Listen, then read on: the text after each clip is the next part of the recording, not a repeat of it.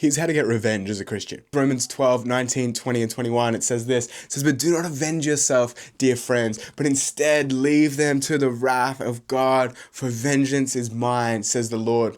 Rather, if your enemy is hungry, feed him. If he is thirsty, give him a drink. For in doing this, you'll be heaping burning coals on his head. Do not be overcome by evil, but overcome evil by doing good. It's so easy in our culture to want to try and get back at people, but this is how escalation happens. What happens is we've been wronged, we've been slighted, and we think that in response, we need to slight the other person, we need to give them a taste of their own medicine. Can I tell you, that's not the Jesus way. That's not the way God would have us do things. Instead, when we be kind, abundantly, radically kind, loving to someone that slighted and offended us, what we do is we actually leave them to wallow in their own misery. What we do is we actually cause them to have to sit with their own choices and their own bitterness. And can I tell you, that's so much more of a punishment than anything you or I could inflict on a person. Where it says leave them to God's wrath, in the original language, it just says the wrath.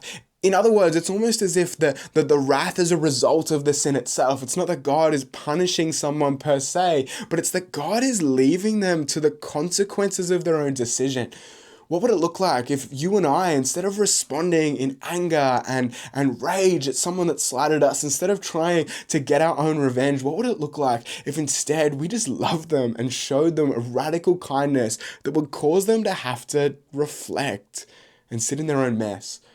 That's the Jesus way. The Jesus way is let's not respond with anger and bitterness and frustration and revenge and gossip and slander. Let's instead be so radically kind that the other person actually has to look inward and think to themselves, you know what, maybe I'm the problem.